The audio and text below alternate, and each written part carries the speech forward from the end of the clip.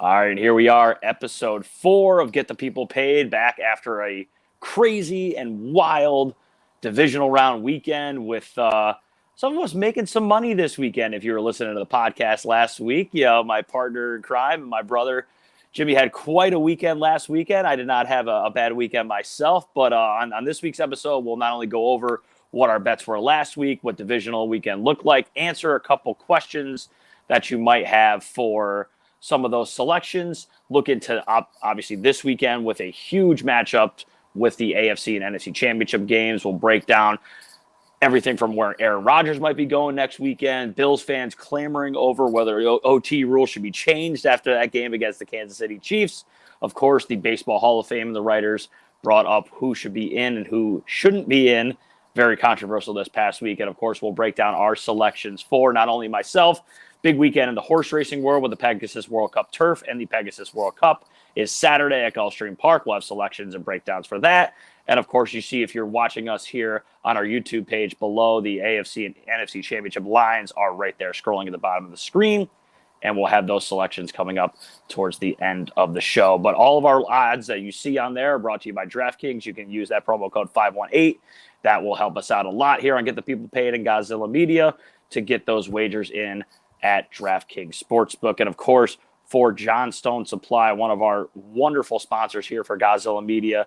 They do so much for us, not only for this show, but you can go to GozillaMedia.com and find all of those shows, all 15 now. I think we just launched another one, 16 podcasts that are here on Gozilla Media. So you can take a look at that. John Stone Supply in Troy, one of our big sponsors. We thank them for getting us on the air every single week here for Get the People Paid. But, bro, we'll start off with last weekend's divisional round games. And this was a crazy weekend. And before we get into that controversial final game of the weekend, let's just go up and down. I'll let you brag a little bit on how great a weekend you had picks. But even Saturday, Cincinnati, Tennessee was a great game. San Fran and Green Bay was a big game. I was really good in one of them and not so much in the other. Go ahead and brag. I'll give you the floor right now. Go ahead and brag about what a great weekend you had. Listen, I love to do my bragging. However, as most bettors will know, you still have to play things the right way. And I was there and I wasn't in the same time. So in this Bengals-Titans game, loved the under 47.5. And if you were listening to the show last week, I also gave a score and had Cincy on top with the final of 21-17. Great game overall, defensive-minded. I think those older football fans really enjoyed it the most, but really crushed this game at that 47.5 number. And I'm going to go through the live lines that I was able to put in parlays and where I went right and where I went wrong. And we started right here. In the third quarter, I had taken the under at 38 on the live line on DraftKings Sportsbook to start my 3-team parlay. I also had the Bengals money line in a 4-team parlay. So that's kind of where this Bengals-Titans game started for me. I grabbed both of those.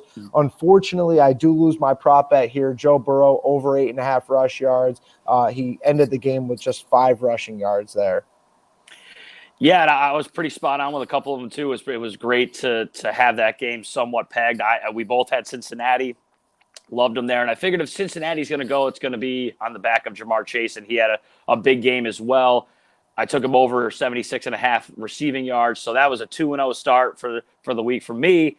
Now, the night game, bro, boy, did I have this one pegged wrong. I thought Green Bay was going to blow the doors off the Niners. And Aaron Rodgers, possibly in his last game at Lambeau Field playing for the Green Bay Packers, just threw out a stinker. After that first drive, I go, boy, this is going to be great. Devontae Adams is absolutely killing it. They're going to score a ton of points. And then it just went right away. They lose 13-10 on a special teams blunder. I had Green Bay minus the 5.5. That's a loss. I took Devontae Adams to score 2 touchdowns. Now, granted, I a couple times played him over props for receptions and for yards live. So that kind of eased the pain a little bit, but I took him at 2 touchdowns, and that wasn't even close. So I had a horrible, horrible late game there. Yeah, this was my game where I said, forget your points, forget the 5.5. I'll take my plus 190 money line. I didn't think that game was going to go the way it did for the Niners. I thought that they were going to be able to put up some offensive touchdowns. So it's why I had Deebo Samuel as an anytime touchdown scorer at the minus 105. That was a loss. But plus 190 money line in both parlays. Okay, so we still both have the 3-teamer going and a 4-teamer going into Sunday football. Feeling great about it. The Niners with special team, getting the blocked field goal in the second quarter and the half, and then getting the blocked punt for a touchdown in the fourth quarter. And at that point, I really did feel like the 49ers had it. Once they got the blocked punt, got the touchdown out of it, I just said, well, all they need is one more stop with the 4.5 minutes left to play, and they did it. Great defensive effort. Definitely weather playing a factor in that game as well. So that there's another reason for your under there. And hopefully you were able to see that early on that the weather was pretty poor and maybe picked up that live line under. Yeah, live lines are something that, you and I have talked about an awful lot on this program the first few episodes. And that's something where if you want to follow us, you look up behind me. If you're watching us on YouTube, that's Get the People Paid right there on Twitter. You can see it scrolling at the bottom of the screen as well. It's at Get People Paid, the GPNP, all capitalized on Twitter. Of course, you can follow us as well. I'm at Mariano_closer. He is at Mariano_1212 on Twitter for those live lines. That's where you're going to get a lot of this because we have one episode in the middle of the week every week to break down and kind of pick our selections, this one being taped on Thursday afternoon. And it's tough to get those same lines. So if you want to up to date, make sure you follow us on Twitter. It's the best ways to find us here on Get the People Paid. Scrolling through these real quick, bro, the last 2 games. Big one that I was still all over the Rams, still have that line going to them to win the NFC. And now they take down Tom Brady and the Tampa Bay Bucks, and I played the over in Odell Beckham Jr. receiving yards at 46.5. He eclipsed that with 69. So a start to a really, really good Sunday for me. I know this game hits you a little bit harder than it did me. Yeah, I'll give us our win first. Tom Brady under 1.5 rushing yards. He had 1 carry for 0 yards. Had to love it. That's basically a sack, but he got back to the line of scrimmage, so it doesn't count as a sack. This game hurt. Had the under at 48.5 with us earlier in the week. Caught it at 48 and 47.5 by game time. Really love the under. We were texting back and forth throughout the game, and you had asked me about had I hedged. For our listeners here who don't know what hedging is, if you have a parlay going, you have an ability to make a lot more money in your return on investment. I was up to around 10-1 to 15-1 odds for both of my parlays, and could have laid money on the over to say, hey, I'm going to come back with money no matter what. You texted me in the first quarter, said, hey, hope you played that over. Yeah. And I said, nope, I stuck with my under. I did stick to my guns. I'm not really a big fan of hedging. So I played it out. And unfortunately, I had to coach a little bit that day, some basketball. So I caught my phone with 5 minutes left in the game. The Rams were punting back to the Buccaneers with only 40 points in the game. And I'm like, I got it. I'm in the bag. We got it. We're good. And for you bettors who speak too soon, this is exactly what I did. The rest is history. The Rams give up the 60-yard touchdown to Mike Evans. Still feeling really good about it. 3.5 minutes left in the game. Buccaneers, no timeouts. One first down for the Rams basically seals the game. They get a 3-yard rush. And here's where I have an issue with play calling. Cam Akers, who already fumbled at the end of the first half, you have him motioning from outside, coming back behind the quarterback to get the handoff. And I think he just gave Cam Akers too much to do. And I know he's a professional football player. It's saying too much. But give the guy the ball, get 2 yards, and get down on the ground. I will not be mad if the Rams were able to punt. There it is. If the Rams were able to punt away to the Buccaneers and Tom Brady goes down, gets that game-tying drive with 30 seconds left, I can't be mad about losing the over-under that way. I will be mad, however, when Cam Akers fumbles the ball on the 30-yard line, giving one of the best quarterbacks to ever play the game, every chance in the world to tie the game. So this is what I would call a bad beat, and not just because not just because it went over, because of the way it went over, that you have a fumble with less than 2 minutes and 30 seconds left in the game, and gives great field position to Tom Brady and the Bucs to come back and tie the game, and we know where it went from there. So here you go. And not only so the ranting and raving there of the younger one on get the people paid of a bad beat, but not only do you have the Cam Akers fumble, you have the Cooper Kupp fumble earlier as well that sets up them. Cam Akers fumbled earlier in the game as well that could have made the lead 27-3 at half. Now, again, that would have hurt you a little bit with the score, but maybe would have forced the Rams to run the ball a little bit more throughout that second half. So interesting. And I had someone come to me this week and say, I don't know if I trust Sean McVay to close out a game. And I go, did Sean McVay run the ball and fumble it? Did he force Cooper Kupp to fumble it? I'm all in on Sean McVay. I don't know if it's really his fault that this game went down to the wire like it did, but that is for you young bettors out there that are still trying to learn. Make sure you hedge, people, okay? It's always a way to take a profit. Don't to take the loss. When you have a chance to make the profit, go ahead and do it. And, of course, that wonderful analysis that you gave us on last week's episode, that JPP is undefeated in the playoffs. He's got 7.5 fingers and now a playoff loss, so you can try to put that one finger up with his playoff loss. As the Bucs go down to, hopefully, in my opinion, not to push forward with our picks, but the NFC Championship Rams, we'll see as that moves on. But the late game on Sunday, bro, this one brought a lot of controversy up to the New England area for our listeners out in Buffalo and in Syracuse.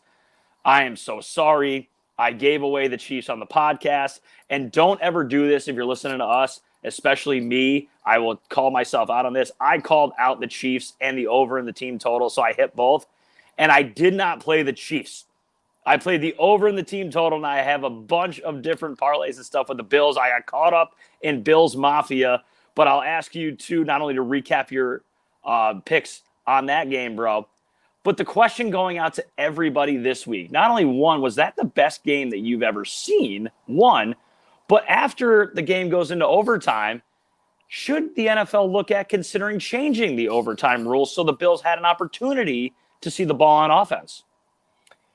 Yeah, great question. I'll start off with how I did on this game. If you followed the picks, throughout the weekend, you want to talk about crushing it. I want to start with my prop bet here.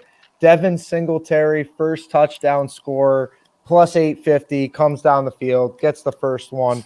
I also had Kansas City to win the game. I had them at -2. But going back to that previous game, and I don't want to harp on it anymore, but if you ever got crushed, if you ever got crushed in your heart so hard that you want to take that break from sports, you just need to get away from the television for a little bit. That was the game for me. And when Devin Singletary scored the first touchdown, I looked down at my phone and I said, what's really funny? I never played it. It was just one of those. It was where the Rams and the Bucs game had got so far in my head, I had walked away from my phone and realized I never played it. And so what seemed that was one of the best games of the century, I didn't watch. I couldn't bear to watch any more football on the day. But I will chime in with this overtime rule. Being that, first, hats off, Patrick Mahomes coming down the field 13 seconds. I mean, that's phenomenal. Poor defense, great offense. We know that Kansas City I agree, not to cut you off. Just, same thing that happened in the previous game, too, where why the heck did Sean McVay allow them, whoever's the defensive coordinator, I can't think of off the top of my head, is allowing Tom Brady to even go down the field as fast as he did. And the same thing happens in this game before it goes to overtime. I'm shocked. Absolutely. So going back to the ruling, I love the rule the way it stands now. I didn't like how it was, how a team could get the ball, get 30 yards, kick the field goal, and say goodnight.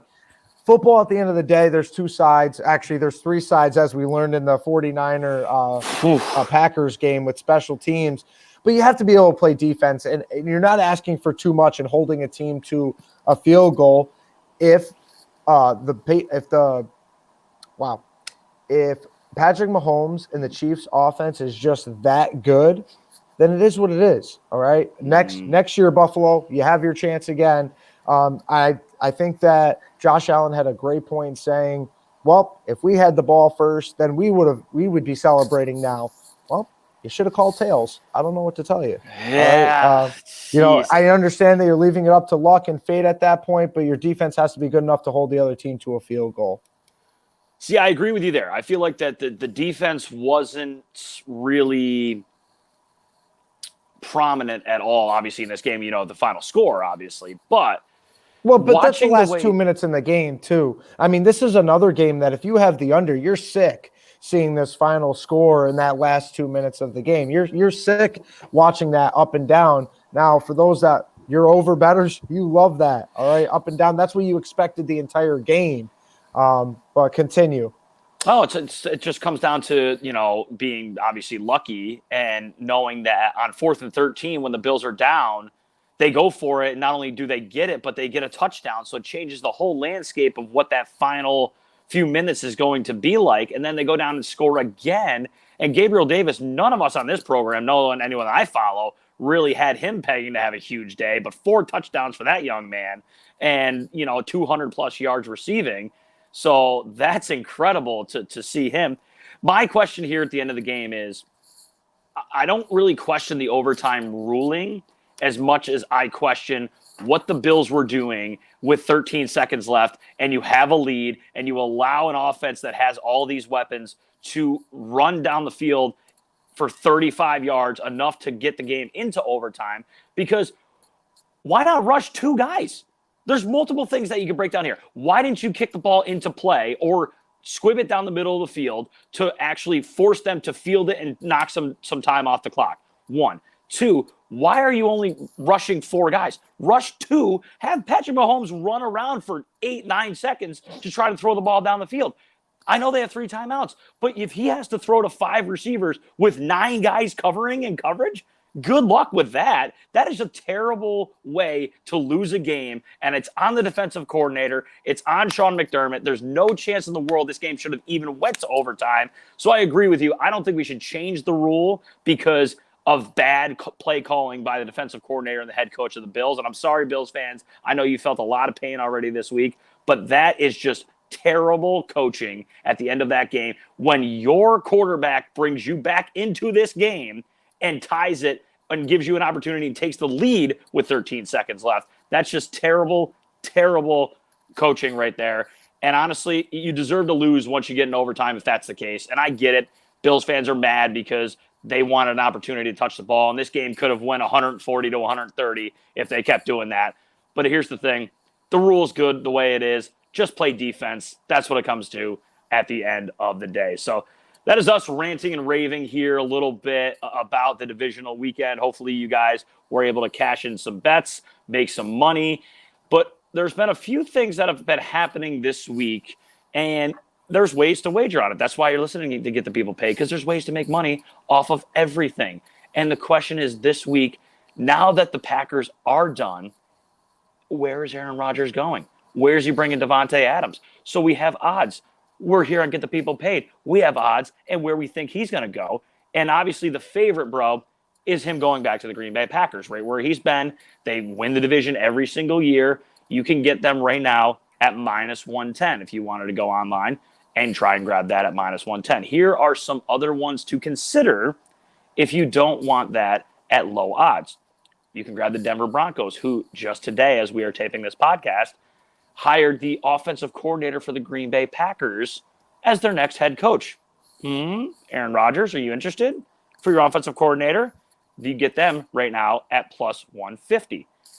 You can get the Pittsburgh Steelers with the news today of Ben Roethlisberger retiring. He's done after 18 years in the league. And, of course, we can talk about how great that quarterback class is with Rivers, Manning, and Roethlisberger, one of the best we've ever seen. They are 3-1. 2 big ones now, the San Francisco 49ers, who, now that they're in the NFC Championship game, I know there's questions about Jimmy Garoppolo, but they have Trey Lance, seems to be a bit of a long shot. They are 7-1. And the Indianapolis Colts, what's going to happen with Carson Wentz? They have Jonathan Taylor. That could be an interesting play at 11-1 as a long shot here in these selections. Bro, Aaron Rodgers done. Where do you think he's going next year? I don't think he goes back to Green Bay. I think that there are too many questions and too many issues between him and Matt LaFleur to come back to Green Bay. In all honesty, I think it'd be a great fit in Pittsburgh. The fact that they have all those weapons out there, especially with Najee Harris as well. So you have the great running back and a great pass catcher as well out of the backfield.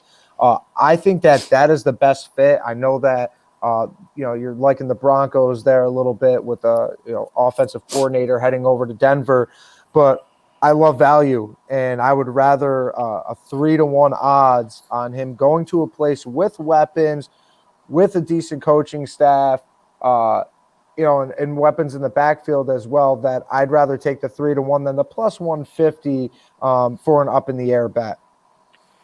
Yeah, this one's interesting to me because I kind of try to look at, if you're Aaron Rodgers, with the comments he made after the losses, I don't want to go anywhere and rebuild. So which one of these teams do you feel like is ready to bring him? And most likely someone like Davante Adams, because he has been very outspoken about playing with Aaron Rodgers for the rest of his career. So not only do you have to afford what the salary is going to be for Aaron Rodgers, but you have to afford either franchise tagging, or if that's in Green Bay's case, would franchise tag a Davante Adams at $23 million and see if Aaron Rodgers would restructure, or what they would get in the open market. Would they be willing to take a little less to play together in a situation like Pittsburgh, where you have, in that division, play teams the like of the Ravens, and now Cincinnati, who's very good, Cleveland, who's somewhat okay. I'm a little bit afraid there to go to that division. If you look at the AFC West, yes, there's some young gunslingers out there with, Carr and Herbert, but that just seems like a division that I could kind of sink my teeth into if I can go up in the thin air with Davante Adams and an opportunity to, more than likely, people forget, this isn't something Aaron Rodgers can just get up and leave. The Packers have to be okay with letting him go. So they might say, Aaron, we'll let you go if it's an AFC opponent. Notice 3 of these 4 other teams are AFC opponents, because they're not going to let him walk across to Minnesota or to Chicago. So I think I'm going to go the other way here. I know it's a little bit less of an odds. I'm taking half the hit there. But I think Denver with the move today is a big deal. I think they're trying to lure him out there with Davante Adams. So staying away, if you like him in Green Bay fans, it's possible. But right now we're both going other ways. I'm going to take the plus 150 of the Denver Broncos. You're going to take the plus 300 with the Pittsburgh Steelers. As we move on, you're listening to Get the People Paid here on Gozilla Media. You can catch us on Apple, Spotify, right here on YouTube as Jimmy tries to put the lights on so you can actually see him as he moves out. And we move on to other analysis here. And there's 2 things I want to hit there because there's a couple things coming up. A couple more topics. One I didn't hit at the top, bro, was something that's still alive for me. And I know that you found some interest in some bets that are going to go on later tonight. I mean, we're taping this middle of the afternoon. This is going to be something that's happening late at night, but in the afternoon over in Melbourne, Australia. And I gave you on last week's episodes, I hope people jumped on DraftKings Sportsbook, was Rafael Nadal to win the Australian Open. He is playing in the semifinals tonight. That will go off at 10:30 Eastern time, as he will take on Mario Berrettini in the semifinals. The other one is Stefano Tsitsipas and Daniel Medvedev in the semifinals. That will go on at 3 o'clock in the morning, nighttime over on Friday night in Australia. Bro, I'm sitting right now with Rafael Nadal. If you want to jump on DraftKings Sportsbook, you can grab him at 225 plus 225. I got him last week 4-1 live, 7-1 the time the news broke of Novak Djokovic not playing. You have an interest in this match, though, tonight. That's something you play in the match. Yeah, Berrettini and Nadal over 38.5 games at minus 135. If you go and look at DraftKings Sportsbook, that will give you that over-under for not only games but sets. And they're giving you over 3.5 sets at minus 190. So really, Vegas is feeling that this game has to go to at least 4 sets, if not a 5-setter. I do expect this to be a back-and-forth battle between the two. Hopefully, for your sake, Nadal is coming out on top. But love this over 38.5 games at minus 135 odds. Once again, that's 10:30 p.m. tonight, Eastern Standard Time. Yeah, and for a match of, obviously follow tennis much more than the average, viewer, watching the match the other night in the quarterfinals, and Nadal went 5 sets and he won the first 2 easily. and then had a little bit of an issue with the heat down there in Melbourne, and was able to kind of gut through that fifth set.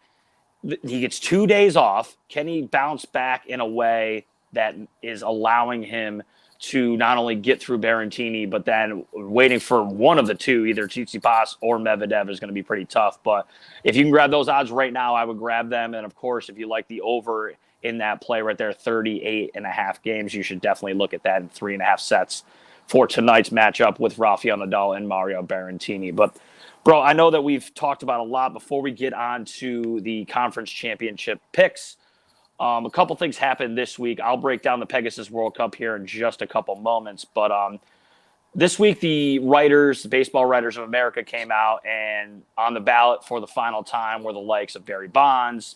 First time is David Ortiz, Roger Clemens, Alex Rodriguez jumped on for the first time, and the final one's for Curt Schilling. Are you upset with what the writers did here, or are you upset with the Baseball Hall of Fame allowing them? Because the way I'm looking at this is the Hall of Fame is allowing the writers to decide with their moral compass, is this why I'm not voting for this player or not? Not just the stats, but what they are as people.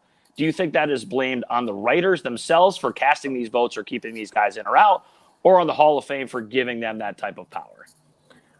I don't think it's anybody's fault. I love the fact that the writers have this responsibility.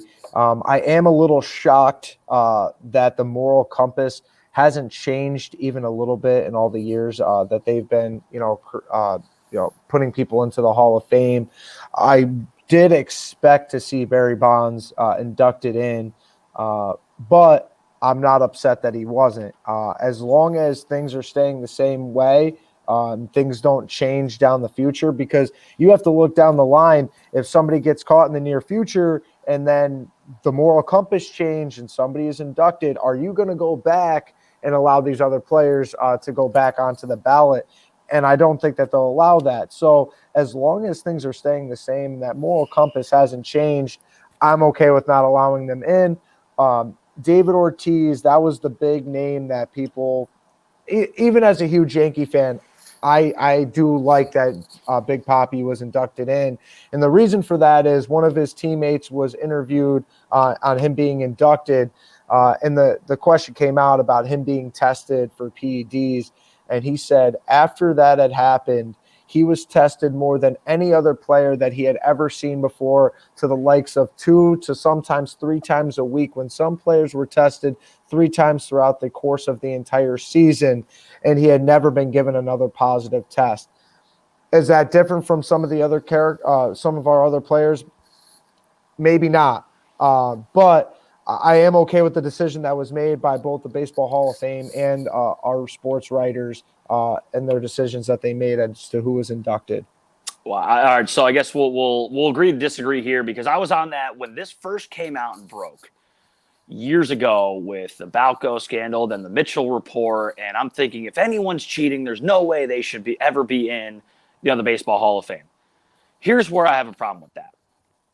Down the line, okay, whenever you go to the Baseball Hall of Fame, the way that you described it was, what if the moral compass changes? Well, right now, we are hosting a podcast about gambling, for sports gambling, while the NFL and Major League Baseball are promoting gambling sites during their games. So someone like, I don't like to jump on the Pete Rose thing. Goz will kill me for bringing in Pete Rose. But in this relevance, it makes a lot of sense. Because if our moral compass has changed on gambling, there's a reason that someone like Pete Rose should be in the Baseball Hall of Fame. Now, down the line, our moral compass might change. And now we look at people who are taking, amphetamines or whatever other type of steroid that you want to look at. Things change in baseball. The issue that doesn't change for me is the way that baseball writers, especially the older ones, look at baseball. Okay? So we look at the Black Sox scandal 100 years ago, and our moral compass has changed. So guess what? In my opinion, you can't tell the history of baseball if they're not in the Baseball Hall of Fame. It is a museum, okay? If you want to bring a whole thing where there's a huge needle in the beginning of the part of the museum with all these guys' name on it, feel free, because it doesn't make any sense to me that someone like Barry Bonds or Roger Clemens or any one of these guys, whether it's Mark McGwire and Sammy Sosa, Paul Merrill, any of these guys, you look at their numbers, and who's to say they're not facing a pitcher who is doing the same thing, a la Andy Pettitte, many of these other guys that have come out that have been doing steroids for whatever purpose they were doing them for. I have an issue with not putting the best players that played the game of baseball in the Hall of Fame. You walk in there and you say, who has the most home runs in baseball history? Sorry, son, he's not in here because he was caught taking steroids, which he wasn't, but we all know he was juicing. It is what it is. I have an issue with not only the Hall of Fame here, because they are putting this on the writers to make sure that they know, hey, it's up to you to choose whether you feel like this guy is morally obligated to get in or not. And then I hate the writers who don't want to keep them in because, oh, it's first ballot. The same thing they did with Jeter. They didn't bring him in unanimously as we all thought he would. David Ortiz, no doubt, should have went in this year. That's an easy one. It just doesn't make any sense for me to allow now the Veterans Committee to put them in when I think, in my opinion, they should be in no matter what. This is something that really kind of fires me up because baseball is so ingrained in history and numbers. And if you cannot find a way to put the players that are on the top of all of these, then what do these numbers actually mean?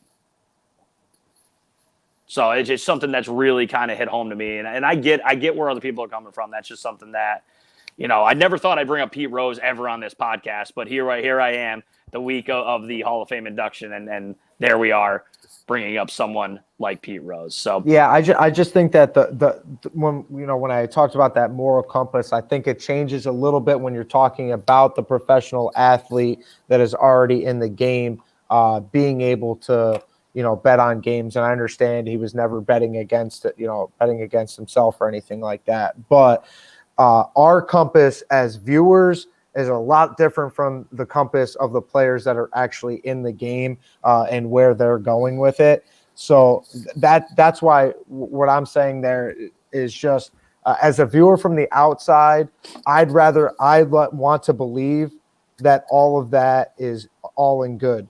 But it's unfortunately we know it's not. You are naive. I just want to be. I want to be on the right side of it, right? I just want to be on the right side of it. You are naive as a young man, and I think as we move on and we all get older, we realize that there's always something going on, no matter what it is in these sports. You just hope that you're on the right side of it, especially for this podcast. You're on the right side of actually making money on it. You're listening to Get the People Paid here on Gozilla Media. Again, Apple Podcasts, Spotify, right here on our YouTube page as well. You can find us on Twitter, as it's seen scrolling at the bottom of the screen, at Get People Paid. The G, P, and P are capitalized. And you can find these selections for Saturday, bro. I know you're not really into the horse racing quite yet. It's just beginning of the year. There's starting with some of these prep races for the Kentucky Derby. We had one last week down in Louisiana. We'll have a couple more as these months go on. But this is a big weekend at Gulfstream Park, the $3 million Pegasus World Cup, $1.5 million Pegasus World Cup Turf. And I'll break down both of these real quick for you before we move on to our picks for the weekend, because I know that's what people want to hear before. The Degenerate Horse Players, this goes as race 11 of Grade 1 down at Gulfstream Park, 1 1/8 on the turf. And there are a couple of shots here I like a little bit. The inside horse, Space Traveler, I thought had quite a chance here for Jamie Spencer. Brendan Walsh trained.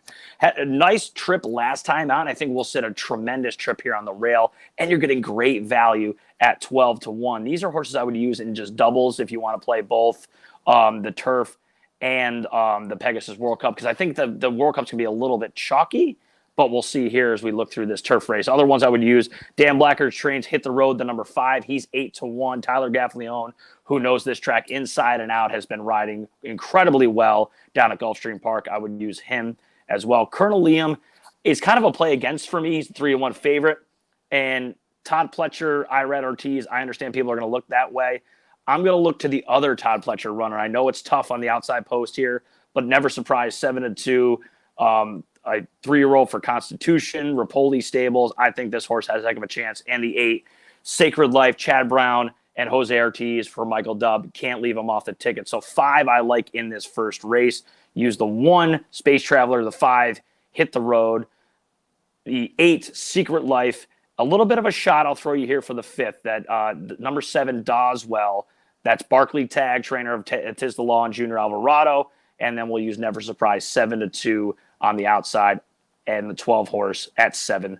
The Pegasus World Cup Invitational, Knicks Go, who's won the Breeders' Cup Classic earlier in November. One I would look at here that, for me, the inside draw was tremendous for him. He ends up getting Joel Rosario back, coming off that little bit of a layoff, and you're 6-5. I get it. You don't want to go anywhere near 6-5, but I think he has the inside post. The rail has been golden down there at Gulfstream Park. I think he goes to the lead. Life is Good coming off the Breeders' Cup Dirt Mile win.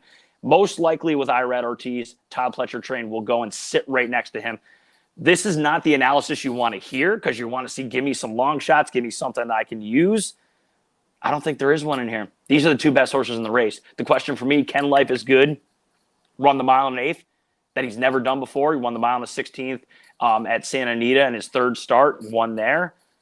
I don't know if he can go with the caliber of Knicks Go, who's the best horse in the world right now. I don't know if he can go a mile and an eighth. Knicks Go cuts back to the mile and eighth after the mile and quarter Breeders' Cup Classic. I think this is 1-2. I know you hate the chalky exactas.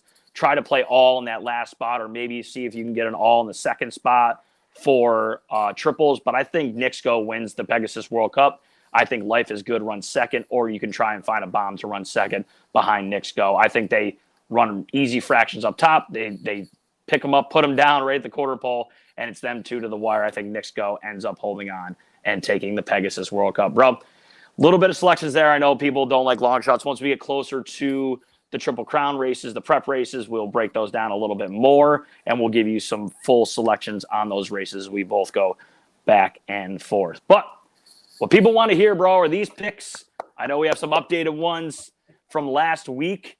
We have, I'll just go over some of our records quickly here. For the playoffs right now, I'm 11-8-1. I'm up 7.5 units because we had that big play with Dak Prescott as an anytime touchdown scorer in the wild card round. And this past week went 6-2 with we're plus 4 units. So not a bad playoff so far for me. I know you're coming off a tremendous week, so those numbers got to be somewhere up there for you as well. Yeah, overall, between both weeks in the playoffs, I'm 10-8 overall in the NFL, but plus 10 units because of that big Devin Singletary play. So plus 10 units, ginormous, okay? You $10 bettors are up over $100, and you $100 bettors are up over 1,000, okay? That's how that's working. So great start to the NFL, which really wasn't that good to me throughout the regular season. So postseason trying to give me my money back, and I love every bit of it. No doubt about it. And that a lot of people will have action on these games. So the lines tend to stay. You don't see too many big jumps in lines because Vegas understands that there's a lot of money coming in for conference championship. And then, of course, next week, we'll have a little bit of a different episode for you with the Pro Bowl. I don't really dabble too much into that. I know Jimmy's quite a degenerate. He might have some selections for you in that as well. But we'll see. We'll see what next week brings because we have 2 weeks away from the Super Bowl in Los Angeles. And we'll start with the first game on Sunday, 3 o'clock, AFC Championship game, Cincinnati Bengals going to Kansas City. Kansas City, a 7-point favorite here. Live, we have that at minus 115 on DraftKings Sportsbook. The over-under is a huge number, 54.5. They expect a lot of numbers here, and especially after that Bills game last week. Who's to blame them? Because I think Burrow and Mahomes will be throwing it all over the lot. Bro, you got the hot hand here. I'll let you start. And where are we going here? We're going to go pick for the game, and I want 2 props that you like so we can get some more money for the people out there. 7 points is a lot to be giving a Bengal team that is this hot and beat the Kansas City Chiefs in that last game of the regular season. However, I can't touch it. I will not play against Patrick Mahomes, and I will be touching that huge number at 54.5, and I'm playing that under there. It's just too many points for me. And if you ask me, it shouldn't have gone over in that last Bills, Buffalo, Kansas City game. So I'm going to be going with the under at 54.5. If that's going to be happening, I expect more running. I don't expect it from Kansas City, so I need to see it from the Bengals, which is going to lead me into my prop bets. Joe Burrow didn't get me my over in rushing yards last week. I'm coming back to him. It's actually up another yard, so it's not 8.5. It's over 9.5 rushing yards at -105. And Joe Burrow will not only be running for that first down, he will be running right into the end zone at any time touchdown score at plus 550. I think that's a great number for him. And if they are expecting a high-scoring game, this could be an expectation that, hey, back and forth, your prop bets are great to hit overs here and over games. So if you do like the over, you can play another anytime touchdown score, but I expect Joe Burrow to be using his feet more in this one, and I want him at the anytime touchdown score at plus 550 and over 9.5 rushing yards. Yeah, and that's a great point, bro, because if you see a high over-under total, you look at Vegas, they expect over-unders, and if there's more points, more opportunities for touchdowns. So I agree with you for looking for anytime touchdown scorers there. You can find some great value, especially the issue we talked about in last week's podcast is with Kansas City, there's so many weapons, so you kind of find one or spread over a couple to see if they're going to score those 4 to 5 touchdowns. Last week I went over team total. That looked phenomenal. And, of course, forced the game to go over. I can't stay at that over-under number. I still think that there's going to be points scored in this game because I don't know if Cincinnati's going to be able to run it with Mixon. And if they can't, I think especially with Burrow, can he get the ball off? 9 sacks last week with Tennessee. That really scares me. And I think Kansas City's just as good up front. So if that's the case, I'm going to go with Kansas City here. I think they cover the 7 points. I think they're the better team. Even at -115, you might be able to move this spread. And again, I know that you don't like big spreads in big games like this, but Mahomes has been there. This team is just on fire, clicking on everything they could on the offensive cylinders. I'm going to take -7. You can even move this to -9.5, maybe 10 if you want to grab more points. I just don't know if Cincinnati can really hang with this team. For me, 2 props that I like. I'm going to pick one of the Kansas City people here. I'm going to go with Travis Kelce, most reception yards in the game. Okay, receiving yards in the game, plus 450. Cincinnati gives up a lot to tight ends. I think that they'll try and slow down Tyreek Hill, see if anyone else can try and beat him. If that's the case, I will take Travis Kelce. You get 4.5 to 1. I'm going to throw a unit on that, no doubt about it. I think he has a chance to have a big game against Cincinnati this weekend. I'm also going to take the over in Patrick Mahomes completions. That's 25.5. I know it's high. It's pretty high for a quarterback. But I don't know how much they're going to hand it to Clyde Edwards-Helaire. This is a team almost like Tom Brady and Aaron Rodgers where they tend to run the ball by throwing it. It's very Bill Belichick-like where it's wide receiver screens, it's dump offs into the flat, it's 4-yard hitches. So I think ultimately that's going to be the case here, and I like the over in completions for Patrick Mahomes in this game. So I'm taking Kansas City. You can even move that line up if you want, even more, but I like a -7. Kelce, if you get it on DraftKings right now, he's plus 4.5 or 4.5 to 1 for most receiving yards in this game. And then, of course, the over in Mahomes completions is 25.5. Game number 2, the NFC Championship game, coming up at 6:30. And this one is a divisional rivalry that has been going on for quite some time. San Francisco and the Rams. And San Francisco's had the number so far this year, 2-0 against the Rams, but really hard to beat a team 3 times in 1 year. Rams, 3.5-point favorites. This over-under, not as much, 45.5 for the NFC Championship game. I'm not sure where you're going here, bro, because this one is very interesting to me. I don't know if I can touch this over-under. Where are you going to go here? Well, I don't know if that hook is going to scare you or not away from your own team, but I do love the under. Conference championships under weekend, baby, okay? And I know as bettors we hate I'm supposed to be the guy of unders. Wait a second. I'm the guy of unders on this podcast. That was a couple weeks ago. Come on. We under 45.5. Hammer that bad boy. Number one, I have to applaud your Rams defense a little bit, okay? Obviously, they let the Bucs back into it, but the Bucs offense is a lot different than this 49er offense, okay? Even though Deebo Samuel could not give me my touchdown last week, all right? Under 45.5, and going with that, Jimmy Garoppolo, under 1.5 touchdown passes, okay? If the Niners are going to stay in this game, they are going to have to run this ball. Under 1.5 touchdown passes at -125 for my first one. And I am going to go with your Rams here. Tyler Higbee, anytime touchdown scorer at +210. I think that the tight ends are a great look in this game. Higbee was a valuable part of this offense throughout most of last season. I think that he gets some touches in this game. And at +210 to just get one touchdown any point in this game, the Rams are going to be able to put up some touchdowns. I just still think that they're going to need to run the ball down there, run some clock off, and hopefully Cam Akers does not fumble the football. So much eagerness there. I know you get kind of sweating out that game as much as I was last week with Cam Akers fumbles twice. Then, of course, the fumble by Cooper Kupp that we talked about at the beginning of the podcast. For me, I don't care about no hook. I love the Rams in this game. You got to be kidding me. The Niners get by Green Bay on special teams. They can't score. Jimmy Garoppolo throws it to the wrong team all the time. I expect this game to have some more points than 13-10 against the Packers, as well as the Niners defense has been playing.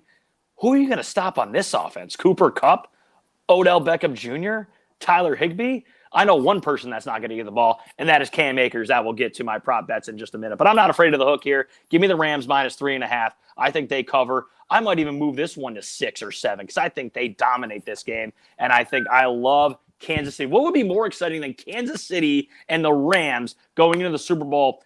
Take a look at that, what that live over-under might be. That's got to be 56 maybe. Oh, wow, the NFL loving something and it coming true? No way. Yeah, exactly. Don't fight it. You're still young and naive. Don't fight it. Just go with the corporation. Let them make you money. Don't fight it. And if I'm looking at two things here in this game, one of two things that I like. The Rams 3.5. And I love the under in rushing receiving yards for Cam Akers. He's in the doghouse, baby. McVay has been killing him all week in practice saying, you don't know how to hold on to the ball. They called Tiki Barber and said, come here and help this kid try to hold on to the football because he doesn't know what he's doing. So you really think he's going to get those touches late in the game if this game's close? Absolutely not. It's going to be Cam Akers under 86.5 rushing and receiving yards. That is way too high for a guy that fumbled twice last week. I understand that they can dump off, but guess what? Sony Michel, buddy, come on in, come over. You know how to be a part of a team that can win a Super Bowl. Come on in and help us out. Maybe he'll get more of the touches this week. One thing that helped me hit a same game parlay last weekend was the over for Matthew Stafford completions. I'm going to go with a completion prop in both of these games. I bet the over in Mahomes. Give me the over for Matthew Stafford as well. 23.5. They love to throw the ball. He might have 15 or 16 by halftime. The only thing I might be worried about here is if my prediction is true that they cover by a decent amount, is that they're up by too much and they want to start running the ball with Sony Michel. That's where I could get hurt here. I ultimately think that San Fran will be able to score some points. So I ultimately would have looked at the over in this game. I know you like the under because both teams running the ball. I think San Fran's going to think they have to score. So you'll see a lot of moving Deebo Samuel around, wide receiver, running back, different plays like that. So I think they're going to be able to score, and I think the Rams will be able to score as well. So for me, love the Rams. Might even consider moving that line. Again, for these live picks, you can get them on Twitter, as you see scrolling at the bottom of the page, at Get People Paid. The G, P, and P are capitalized. I'm going with the Rams. Under rushing receiving yards for Cam Akers, and, of course, the over for Matthew Stafford completions. And, bro, that will put a bow tie on episode number 4 here. We're getting ready for Conference Championship weekend. We wish you all the best of luck in all of your plays as well. Maybe we won't be stupid and we'll actually play our own plays on here that we should have, as opposed to getting all upset. Yeah, put your hand on your forehead like you should. How dare you not play that? My goodness. Anyway, we appreciate you guys listening. Plus 850. Yeah, plus 850. We don't play those here on this program, apparently. So make sure you guys download, subscribe, like, review, anything you can. Push it out to your friends. We appreciate you guys listening this and every single week here. Best of luck for Conference Championship weekend, and we will see you next week here on Get the People Paid. For Jimmy Mariano, I'm Brian Mariano. Thank you guys for listening and watching here. Make sure you check us out on all those platforms, and we'll see you again next week here on Get the People Paid.